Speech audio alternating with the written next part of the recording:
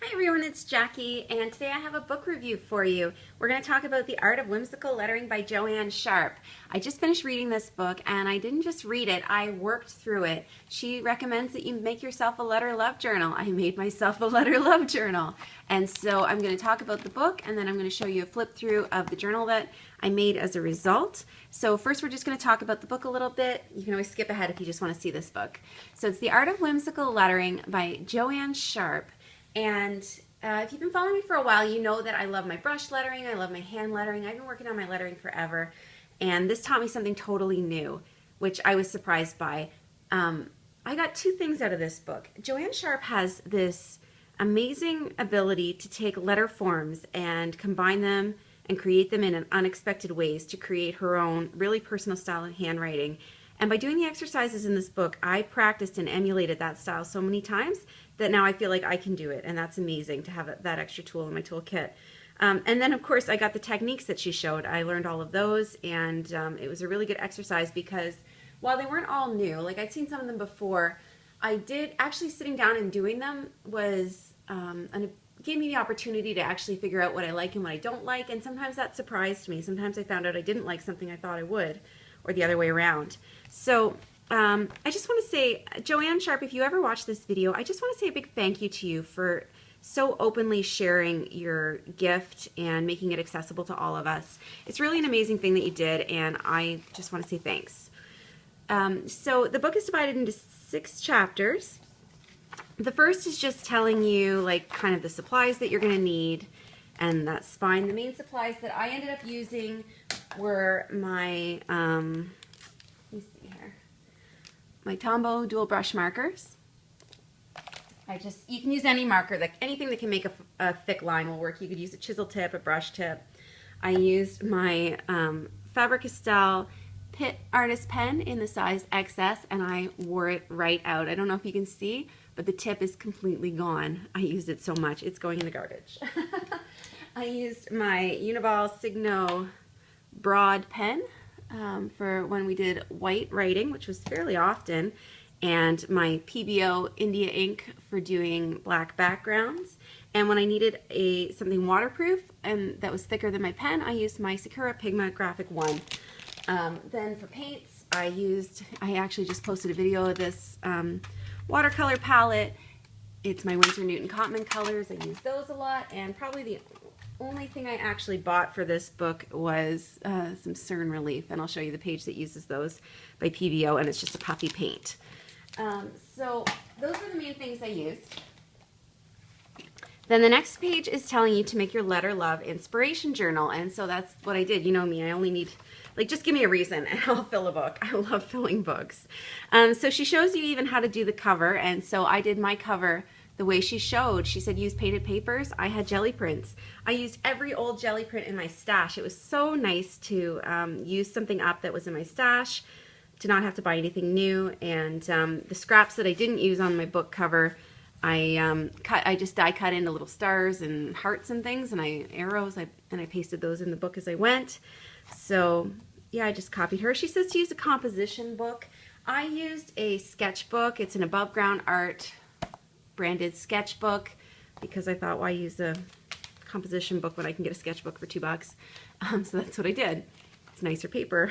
And then she just starts giving you layouts to try and instructions and how to try them. And so that's for the rest of that chapter. And then I'm not sure what really the difference is between that and chapter 3, but chapter 3 again is more pages, and it's just like prompts. Try these pages out. And that's what I did. And then when you get to section 4, then that's when you stop emulating her style and you start finding your own style. And she tells you, take your own alphabet and try it in different ways. Like, what happens if you make it super and italicized, right? What happens if you put these embellishments on it? So just take your own writing and try it in some different ways. So I did those. And then the last section is on how to use the letters in your art, and she gives you lots of examples of art she's done and ways to incorporate mixed media techniques and make these beautiful pieces of art. I didn't feel the need to do these exercises because I think by the time I reached this point in in the book, this style of writing became really intuitive to me, and so I'm just going to use that as just a tool that I have when I'm doing my art journaling. I think it's going to come out naturally at this point, so I didn't do those exercises. And if you don't know what kind of words to letter, she gives you a huge list of words to letter. So seriously, if you don't have a creative idea in your brain, you can just follow her directions, and she'll tell you what to write, she'll tell you how to write it, and you can create beautiful pieces of art. So my review of this book is I absolutely love it. It was such a worthwhile exercise. I found her instructions were very clear. The techniques that she gave were simple, but they were effective. They're suitable for a beginner. They're suitable for someone that's intermediate. The whole thing I found really interesting, and I do highly recommend it. Want to see my book? Awesome. I'm just going to zoom in a little bit. There we go. So I just used my jelly prints on the cover and some washi tape, and I washi taped all the edges. She said to do 2 pages together, but because I was using a sketchbook, I did not glue 2 pages together because they were thick enough. So I did my inside cover the way she suggested, and I just absolutely love it. And then I started following her prompts and her entire page layouts, which makes it really easy. The first thing she says is to get out all your pens and try out all your pens. So I did that. I dug out every pen I own and I tested them all on this page. This was not a prompt in the book. This was just a page I put together by myself. And then she says practice your alphabets in them. So I did that. And then I started following her prompts. She said cut things out of books. I cut things out of books. She said use a map. I didn't even actually have a map, so I went through all my drawers looking for one. In the end, I found a piece of Teresa Collins pattern paper that was in neutral colors, and I used watercolors to paint it to look like a proper map. I watercolored an alphabet, one word to fill a page. I love these little boxes. I think I want to incorporate that into my journaling style. Black ink, white pen. I'd never seen an idea like this before, and I just love the effect of it. Practicing more alphabets. She said pull out every white pen you have and give them all a try. So I did. I even did white embossing powder to see what that looked like with a Versamarker. Just such beautiful layouts. I think this is one of my very favorite pages in the book. I just masked off an area, painted it black, and then did all this writing on painted papers. And how beautiful is that? More prompts. This watercolory thing, that's something I don't think I could have done on my own. I learned it from the book. And at the end of this, I have this beautiful resources. Like a lot of times it shows step by step. This is how you create this style of writing. So like I'm going to lend this book out to my sister. I'm not going to miss it because every idea that I need is in this book now. This is the resource that you have at the end of doing this course. So if I just want to do a title in my book, maybe I do it this way. Maybe I do it this way. I just open to a random page and it gives me a style of lettering that I can use in my journals. And I just think that's so cool. So more of these. This one I thought I was going to love. I love circles. I love these kind of overlapping designs, but it was so labor intensive. Turns out I don't like it. I'll probably never do it. I used my jelly print labels to do the titles that were written on the pages for her prompts. Some more examples. I absolutely loved this one. I didn't think I was going to love this one as much as I do, but I do. I'm going to do that one for sure. I think this is my favorite page in the book. It's got this sort of sketchy look to it that I thought looked so complicated when I saw the page, but actually doing it was so easy. I'm definitely going to do this style again. So many prompts, paints and markers, and this one was India ink, and you use things that are not brushes. So you use like the handle of a paintbrush or a skewer, and it comes out messy, and there's nothing you can do about that. And for me, that's a lesson I need to learn. But I loved the way these dashes came out. So that was pretty cool. This was like an art piece. This is where I used my PBO Cern Relief as a puffy paint, and I used glitter paints.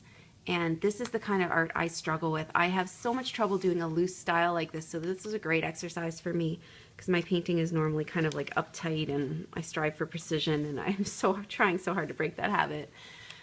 You know, I've sprayed things a million times, but I've never hand cut my own stencil. That's something I learned in here. And then these were words painted onto painted papers, and then you just cut out the words. And like, how beautiful is this? Why am I buying die cuts if I can do this? So that was so great to learn. And then the last pages are me trying to use my own alphabet to create them in different styles, and I thought this was so worthwhile. I had a lot of fun doing these pages actually, because they're a little mindless because you know your own handwriting, but then you're putting this spin on them. I think this is my favorite one out of all of them. And then we get to the end, and I decorated the inside cover the way she suggested, and I just put my own little review at the end, my own little words about how I felt finishing it, and that's it. That's my letter love journal, and now I will have this forever when I need an idea. So yeah, I definitely recommend it. I think we should always be, you know, improving our skills, building our skills, and just being the best artists that we can be, being the best creative people that we can be, and this was a great way to just learn a new skill. So yeah, that's how I felt about it. Thanks so much for watching.